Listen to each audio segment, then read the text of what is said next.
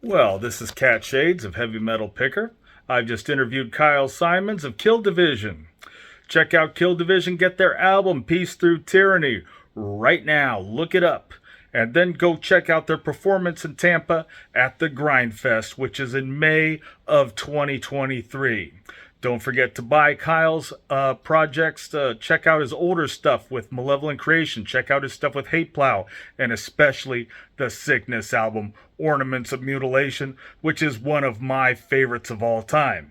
My top three favorite death metal vocalists ever are David Vincent of Morbid Angel, Jeff Walker of Carcass, and Kyle Symons. So without further ado, here we are, our interview with Kyle Symons. And don't forget to check out Joe Denby and his channel Nightmare Cabin. Joe Denby of Nightmare Cabin did a fantastic interview of Kyle Symons as well, and he asked a lot of questions that I would have asked him anyway. So check that out. Link is in the description. And don't forget to like, share, subscribe. And if you have recordings of Sickness and their cover versions of Metallica's Damage Incorporated and Slayer's Postmortem and Raining Blood, I would love to hear it. Get in touch with me immediately if you have any of these songs. All right, let's start the interview here. All right, Cat Shades here with Kyle Symons. Kyle Symons is the vocalist of Kill Division. He previously was in Sickness, Malevolent Creation, Hate Plow, Upon Infliction. Am I forgetting anything, Kyle? Wait, Sickness, Hate Plow, Upon Affliction, Malevolent. I think that's about it. All right. Yeah. I might know more about your career than you do. Who knows? Anyhow. uh, all right. So I first became aware of Kyle Symons around 1997 when I heard a great album called Ornaments of Mutilation by Sickness. And from then on, I've been following his career since. Now, Sickness had recorded a follow up to that, Plague, which was unreleased for many, many years. But after 15 years of me harassing and stalking the various members of the band, they finally capitulated to my will and put out this album. And I also interviewed Kyle 20 years ago, would have been February 21st of 2003, I believe, in Michigan, in Detroit, and they had an unknown Between the Buried at Me open for them at the time. Yeah, that was a long time ago. All right, and I listened to that old interview, and I think that is going to remain off the internet. It was on Malevolent Creation's website for many years, but we'll only revisit pieces of that interview. So anyhow, That sounds good. all right. So yes, I had previously interviewed you during the Will to Kill tour cycle for Malevolent Creation, but we're going to start with Kill Division here. So you've been selling millions of copies of Peace Through Tyranny, and you've played one show so far. Now that the album has been out for a while, what do you think about the album that you did perfectly, and what, if anything, could you fix? Me and Gus talked about this, and because we had so much time during all the COVID shenanigans, that there would be one week where he would have COVID, and then there'd be maybe his girlfriend had COVID, then I had COVID, and it would go back and forth. So we had so much time to listen to all the demos, and I would work on vocal patterns and everything, and there's nothing I would really change about it. I think that it was, and also because nowadays, you're not paying thousands of dollars at the studio to record this record. It was recorded from Dirk's house and in his studio in Los Angeles, and Jeremy's studio in Tampa and Gus's studio down here. But we could take the time with it and do what we wanted, and I think that's what really made it where I wouldn't change a damn thing about it. Well, that's very excellent. I personally wouldn't change a damn thing about Sickness, Ornaments of Mutilation, but I'm sure you've got something different to say about that. Well, look, that was also recorded almost, let me see, 95, almost 30 years ago. So yeah, there's a few things I would, but with mixes and everything else, and I'm sure the people that that did the instruments, Gus, Sergio, Hector, they would redo, they're better musicians at this time, and we know a lot more about recordings and mixings and everything else. I wouldn't mind re-recording those songs, because I know they would sound really good. There's some really good songs on that record. So, Well, there's 8 really good songs on that record. Now let's continue here. All right. So you've got an EP coming out, oh, okay. Thoughts and Prayers. Now it's going to have one new Kill Division song and then 4 covers, or 3 covers rather, right?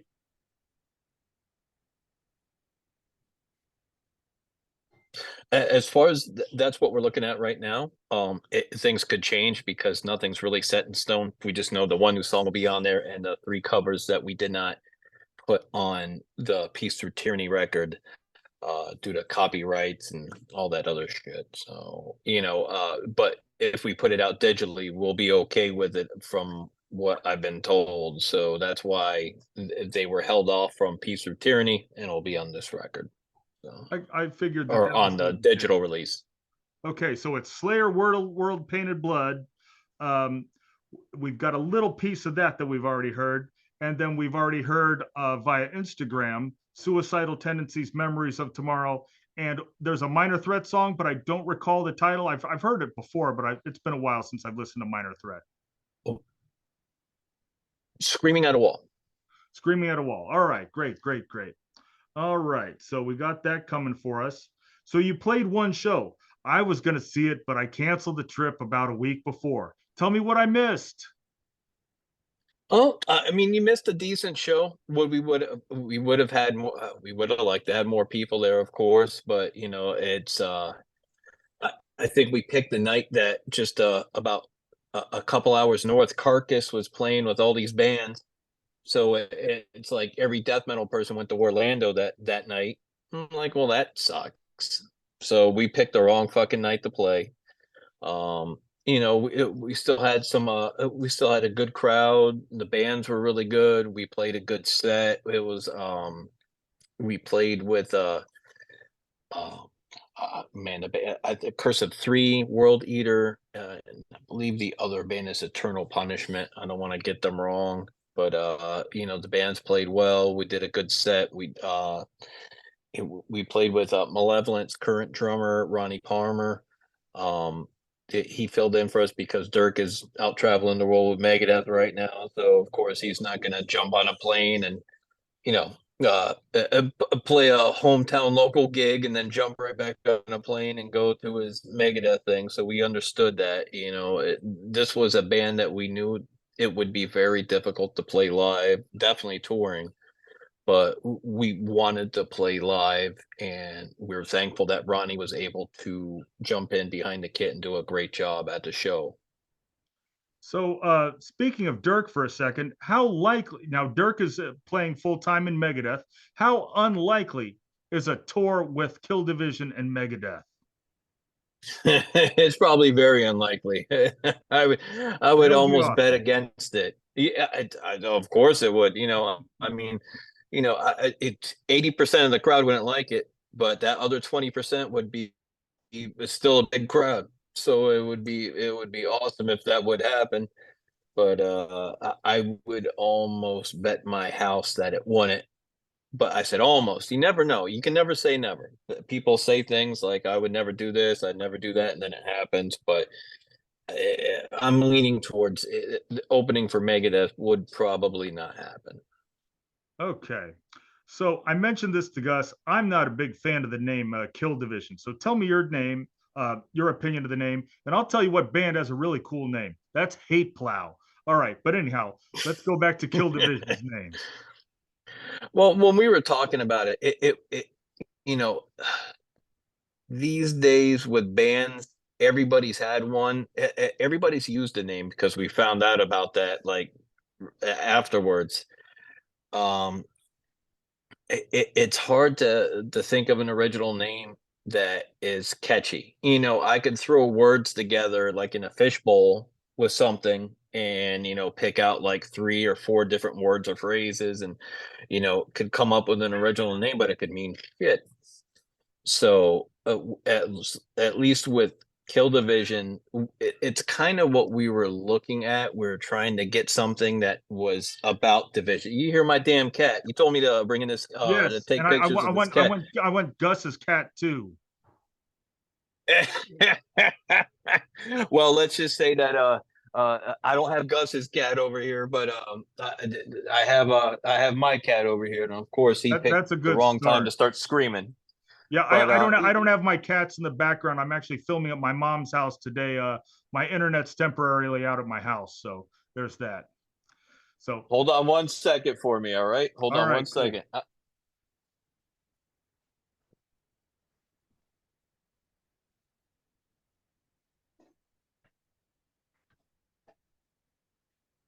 All right. Well, let me get back to Kill Division now. Now, we wanted something to be about it being divided, because that's the country it is today. 50% or 51% believe, go to the left, 49% go to the right, or vice versa. And, there's only a certain way that things are going to get done nowadays. And that's one of the things that we were talking about with the new song, Thoughts and Prayers. It's just, every time there's a school shooting, thoughts and prayers come out. Everybody says how bad guns are. We got to do this. We got to do that. And next thing you know, a couple weeks later, people forget. The only people that remember are the people that really suffered the tragedy, the family, friends, and relatives of the victims. And but it's out of sight, out of mind. So other people just continually go on with their life and everything else, and it's forgotten about until the next one, and it's repeat and everything else, and then you have it's just, we're so goddamn divided that it's terrible. I mean, I wouldn't say to be on one side completely, or another side, you know come together at least somewhat, but that won't happen. That's another thing that won't happen besides us opening up for Megadeth, is people being together. I do recall Henry Rollins saying something But as very far as the similar. name goes, well, he's right. It's just, and then we found out that a band from the Netherlands had Kill Division, the name Yeah. Kill Division, about 2013 or 14. But as far as I know, they've broken up since. So it just kind of fit the lyrical content, what we were about, and it just look, I like the name Hate Cloud too, but I don't. I think that's still being used as far as I know. Perhaps. Okay, so let's talk about some Easter eggs on Peace Through Tyranny. So there's a masked man Okay. on the cover of Peace Through Tyranny, and also in the song Surrounded by Filth, there's the words Shattered by Disease. So those are two Hate Plow Easter eggs on the Kill Division album. Are there any other Hate Plow Easter eggs that I missed on this album? I don't think so. And quite honestly, the only one that was intended was that lyric, the Shattered by Disease lyric. The guy with the mask on was by the artist. Now, That was he's very elusive. coincidental? We can't. That was coincidental. Okay. Because we had a couple uh pieces of artwork that this guy created. He's very elusive. I can't get a hold of him, because right now we want to get a hold of him for the Thoughts and Prayers EP, and he still hasn't written back. So he's very hard to get a hold of. But we were going through one person through another to get a hold of him. We're like, hey, this is what we kind of wanted. We liked his original artwork, but we're like, we want it a little bit more realistic and with Okay. photos of what's going on out there. And he created that, and I was just like, man, this is perfect. And everybody else was just like, this is great, we just need the logo here and that. But as far as the guy with the ski mask, totally him. Wow. No, and no one, yeah, yeah. That was that all that artwork. Besides us saying, hey, we need events from today, scattered about. We kind of want it in the Terrorizer, World Downfall, From Enslavement to Obliteration by Napalm Death kind of style. And he went with it, and that's what he created. I think it's great. All right. Yeah, I think it is great.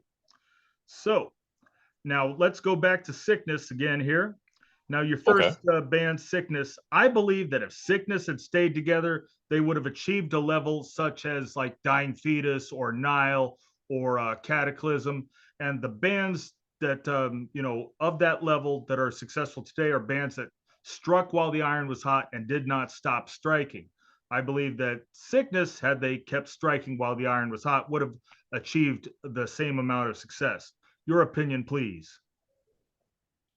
I, Sickness, we had very good people in the band, including myself. I think some of the songs, most of the songs that we did were really good. Um, it's just it's hard when you're trying, especially, let me see, when did we break up? We broke up in 97, so it's 21. That's right when I was just getting into the Hate Plow record. And it's it's hard because they were good musicians, and they could see that they could take their craft, play a different style of music, make more money, or at least try to go on to other genres of music that are at least a bit more accepted, and also that are that pay well. you know eh, you know, Gus, that's what he does for a living. He plays music. He doesn't go out and play Sickness covers or gruesome covers, throughout his week down here. He plays other music, that is more accepting to the audiences out there.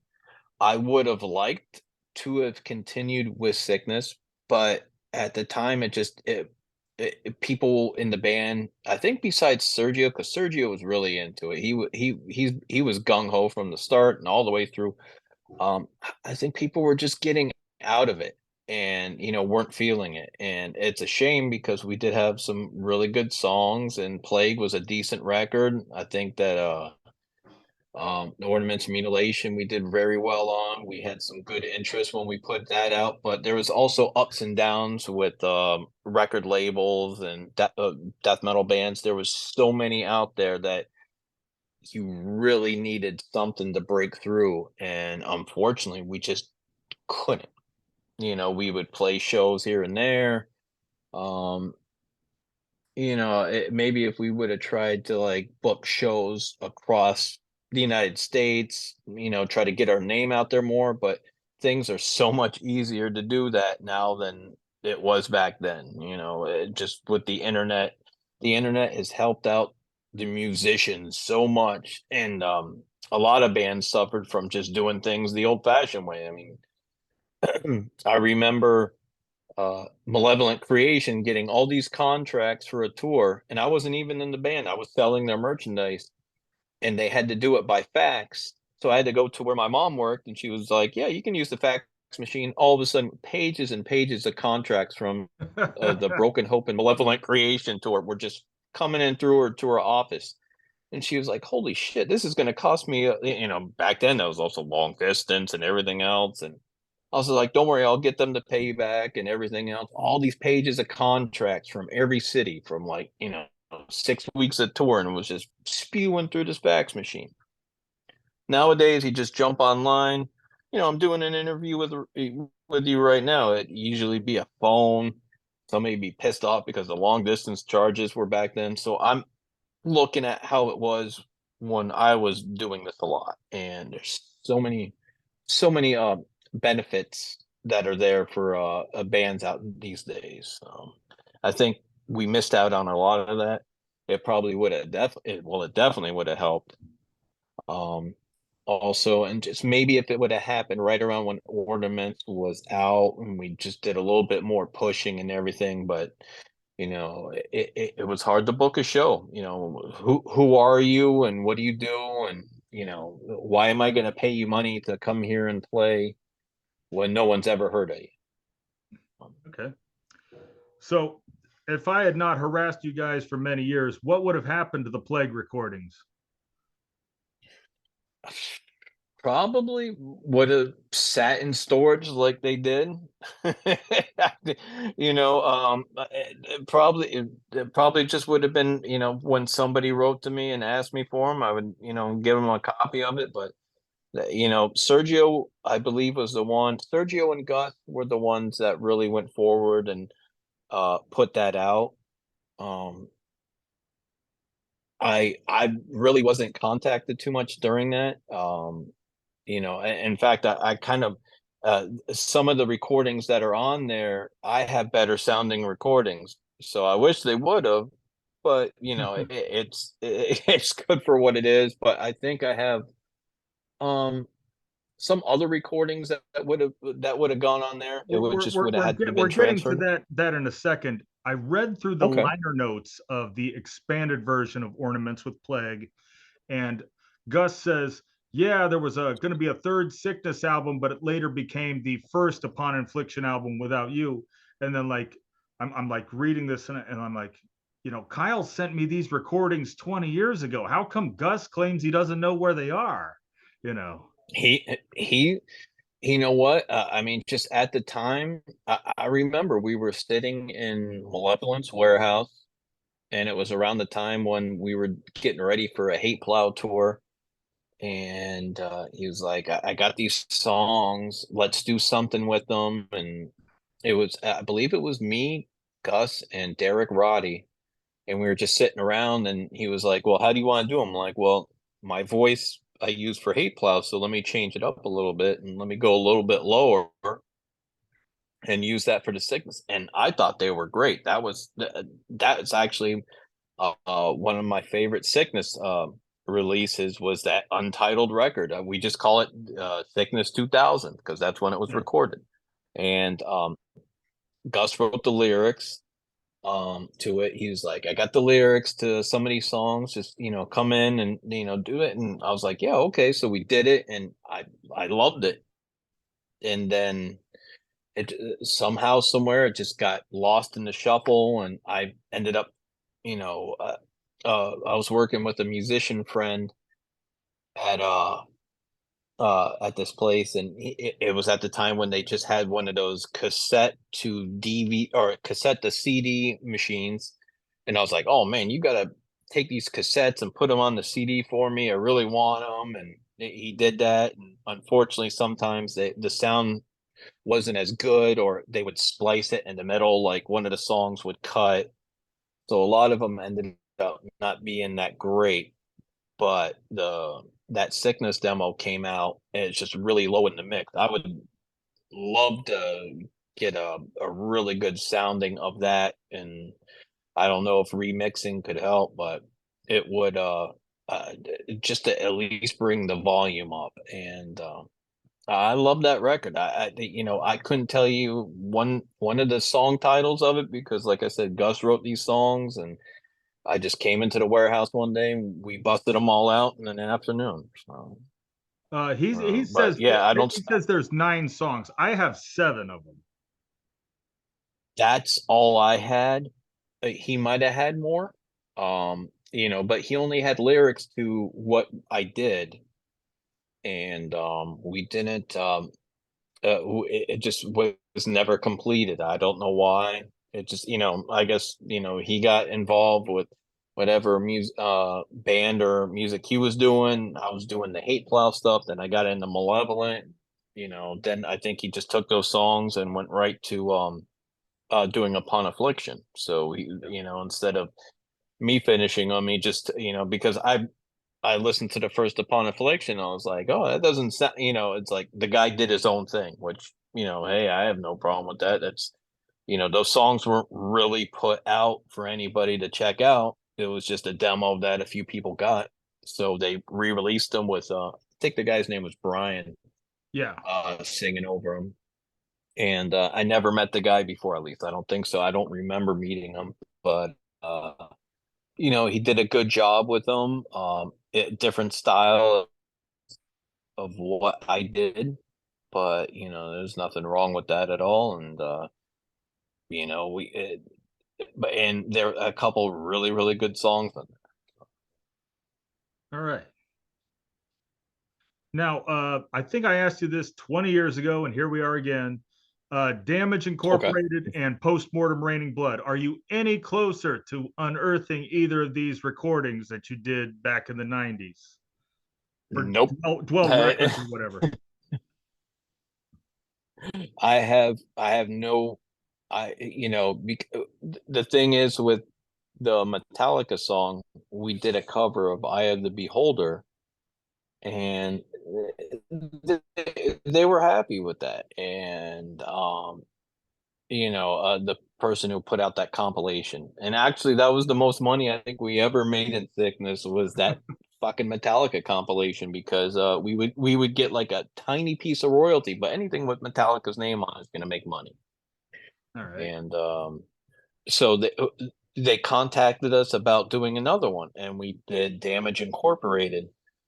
it, the sound was not the sound could have been better, the recording and everything. And also it just um we didn't practice, we were just doing it at the studio. So I don't think it just it, I don't know, it just I know, at least for me personally, I really wasn't feeling it. So I can't even remember what it sounds like, to tell you the truth. I heard it like a couple times, and then I don't know where these recordings are. So they're lost somewhere. Someone will Who do you find them think would soon. have them? The guy from Dwell himself, or what?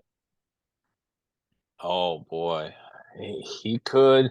I mean, if Sergio or Gus doesn't have them, um, and I don't have them, yeah. I mean, I know Hector wouldn't have them, so there's a chance he might just listen to it and said, I ain't using that.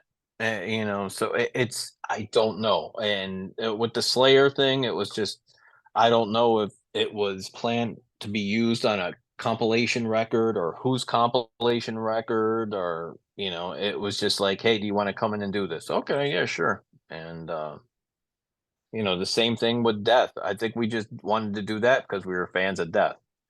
But as far as the Slayer Metallica ones, it's going to be difficult to find. All right. Well, So I'll keep I know I harassing you got, for another 20 years.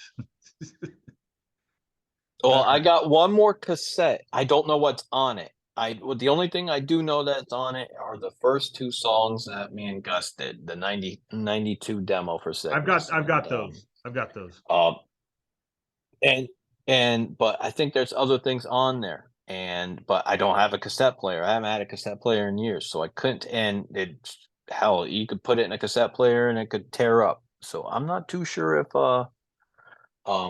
it would still work, or if it's warped or anything. But I got that in a huge box of stuff that I've kept over the years. Most of it's like the touring shirts and um stuff from like Malevolent and Hate Plow, but there's some Sickness stuff in there, Okay. and t-shirts and everything like that. Excellent. Well, I'd like to see some of that. All right. Let's move on here. Now on to Malevolent Creation. So yeah, I listened to the old interview from us for 20 years ago, and there's some funny stuff, some cringy stuff too. And I remember telling you the story about giving the Brazilian horse whores video to Jeff Hanneman. That video is also posted on my channel. And another funny moment was when I asked you how many copies of The Will to Kill had been sold, and don't pretend like you don't know. And of course, your answer was, I don't know. Now you've had 20 years. Can you amend that answer for me? How many copies of The Will to Kill had been sold? I still don't know. Oh, Anything. Look, no, trust me. If you're not one certain person in Malevolent, I don't really have an answer. Because okay. of any correspondence from labels and everything usually went through Phil. So I a lot of people. I would like to think that it sold rather well. I mean, people that I've talked with say they really like the record. I'm not saying it's up there with the first three or anything like that. I would never jump up there and say, oh, it belongs up there. But people did say that they enjoyed the record a lot. And Well, I would be but one such person. The Will to Kill is very easily my favorite Malevolent Creation album, but you probably figured that out for yourself. Well, but as far as record sales, I mean, it's hard to, I'm pretty sure, Nuclear Blast probably gave us more correspondence than Pavement, because I have no idea, whatever came about Hate Plow, Everybody Dies, or The Only Lost Survival, or the live record, or I don't know how many they sold. I could tell you that I never received one check from them. So I couldn't tell you based on royalty checks or anything like that. So I mean, Okay. according to my royalty check account, they sold zero. All right. Here's a question I was supposed to ask you 20 years ago that I forgot to ask. On The Will to Kill, there's a song called The Cardinal's Law. What's that backwards stuff at the end of the song? What are you saying during the backwards vocal part? It's just it's actually just the part that's right before it. It's oh God, now you're gonna get me on this lyric. Whose So it's morals have been lost. okay. So it's the same thing, just reversed. Okay, Just that's fine. reversed, yeah. Okay. Now, I don't know if you've how familiar are you with what my other videos? Because I've got several having to deal with you and Malevolent and all that. I've seen some recently. I saw the interview you did with Gus, and I believe it was in Ohio Yeah, during a Cleveland, gruesome Ohio. show. I live in Columbus, Ohio. But anyhow, I was about to ask you about my favorite Malevolent Creation song is Assassin Squad. And that was mistitled as Ass Asian Squad for like I think a year before they finally fixed it. What do you think Wow. about all that? And whose fault is it that this was mistitled? Oh, it had to have been something with God, I don't know. I mean, you would think with Nuclear Blast they would have everything go through and see, have a spell check, or not spell check, but to go over everything to make sure everything was spelled. But you know what, mistakes are made. Like every record, there's always one mistake, or um, something a typo. I mean, there's typos in the Kill Division, so it's Okay. um so but that's a big one if it's right on the back cover, or, with the song titles and everything else. But yeah, you know what, and I didn't even know that until you told me. So Ass Asian Squad, I'm gonna have to look, because I made sure I've to never really screen paid. cap that. All right. So anyhow, Yeah, next we're going on to stupid questions now. When was the last time you've been to Hallover Beach with your bandmates? what the hell is All Over Beach? The new beach in Miami. Oh, I don't get out of Broward County. I definitely don't go to Miami. Oh, that's too Last time, bad. well, I'm sorry. Yeah, no, Well, All last Over time I was Beach, there was never right been there. before the pandemic. So February Oh, okay. 2020 for me. Oh, okay. Well, you know what? I'm kind of a recluse. I go to work. I come home. I'm very comfortable at the house. No nude beaches in Miami for me. Too So. bad. All right. So I loved John Denby of Nightmare Cabin did a phenomenal interview and asked a lot of questions that I would have asked anyway. I didn't Oh, think well, there were wait, hold on one second. His name is Joe. Joe. Oh, I screwed Joe up. Denby. Yeah. Oh, here's another thing. How many people call you Kyle Symons? I was looking through old stuff about you when you were referred to as Kyle Simminos on Blabbermouth. Kyle Symons Oh, replaces Brett Hoffman in Malevolent Creation. every fucking day. It All doesn't right. matter if it's a musician thing, or if I'm at work, or anybody that reads my ID or anything like that. It always comes out Simmons. And Okay. for the first part of my life, I would correct people all the time, but I just, why bother? Okay. It's going to be like that until I'm 6 feet under. All right. So my two favorite parts of that interview was one thing that he did that I do a lot is to phrase a question seriously, only to turn it into a joke. And that was, you said something that disturbed me politically. You said you support the Decepticons, and I also love your story about Barney and DeSantis. What do you think Barney was trying to encourage everybody to do that got booed? Was he trying to encourage everybody to have gay sex or to wear masks while they're driving by themselves in a car, or what? Well, I don't think that was the what he was trying to achieve. Um, it, it's but I gotta admit though, it was really hard to understand him because he's got that thick Birmingham accent, And he's out and of breath. well, he wasn't out of breath when he talked. He was you could definitely tell that he did not, he wasn't a fan of the governor of Florida. But like I said, it wasn't like a whole. Again, it was divided. You had people that didn't like what he was saying. Then you had people like even at a Napalm Death show where they're extremely. I would say a lot of their lyrical content is more towards the left side. No, I thought it was I supposed to be anarchist rather than liberal. Come on. I don't know. I'd have to, to tell you the truth, I would have to really get into their newer stuff. Um, it's different than the Napalm Death that I knew, so I'm really stuck into and that's one of the reasons why we did Kill Division is because me and Gus are really stuck in that like 89, 90, 91 style of music.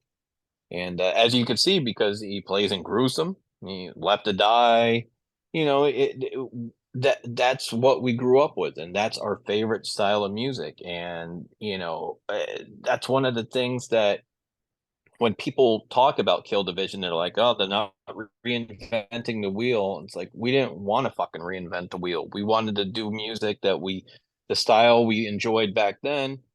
We just wanted to make sure, do it, and we thought we could do it well, and that's what we did. And, we didn't come out there like, saying, "Oh, it's all original," and Yeah. fucking cover. The cover looks like From Enslavement to Obliteration. We're doing a Terrorizer cover song. The opening track is basically the way the World Downfall opens. So, when people are like, oh, they're ripping off Terrorizer. It's like we're not ripping them off. We're just playing an homage to that style and that band because that's our pretty much our favorite grindcore record is that one. And that really fucking gets me when people are like saying, "Oh, it's not original" and everything else. And oh, originality sometimes is not, doesn't sound that great. I'm sure there are bands that are original that are out there that you could point out and say, "Hey, they have an original sound. They're really good." And I think some people just, again, they go in that fishbowl of ideas and try to find something that'll connect. And a lot of times it doesn't. Sometimes it does, but a lot of times it doesn't. And so but yeah, as far as Barney goes, he was definitely rattling off about the governor of Florida, and I can't remember what was the certain time because apparently our governor does a lot of things that piss people off. Some people like, some people don't, and at the time, it really got in his head, so he was going off about that. So. Oh, well, too bad Barney doesn't have subtitles. Anyhow, did you watch the Trey for Morbid Angel DUI video? No, I didn't know there was a Trey from Morbid Angel DOI video. I uploaded it about a month ago, and it's an 80-minute laugh riot for all the wrong reasons. Anyhow, watch that as soon as you're done with this interview. Now, but it's we're coming to a close anyway. Now is a chance to plug any performances or any projects that you're going to do within the next 18 months. Now you're playing in Tampa. I might come down for that. I might bitch out again as like last time, but we'll see sooner or later. Now go ahead I and don't know. You look pretty fucking comfy wherever you're at, especially when you started the interview. I was like, this guy's doing an interview on top of all those pillows. I was like, shit, I wish I would have known it. I would have been more comfortable. I'm sitting in this uncomfortable office chair, but I'll remember that for the next time. Oh, Zoom is going to cut us off soon, so plug your stuff real quick. Well, again, we're in Kill Division right now. We got Gus Rios of Gruesome, Jeremy Kling of Venom Incorporated, Dirk Van Buren from Megadeth, and myself from Ex Malevolent and Hate Plow. We did a grindcore record called Peace Through Tyranny. We hope that you check it out if you're fans of old school grind, Napalm Death, Terrorizer, Brutal Truth. Please search us out, Kill Division. We're on Bandcamp. We have limited vinyl and CDs. We're going to be doing a show at the Grindfest in Tampa on May 12th. It's a 2-day thing, but we're going to be playing Friday. We're going to be headlining the Friday night show.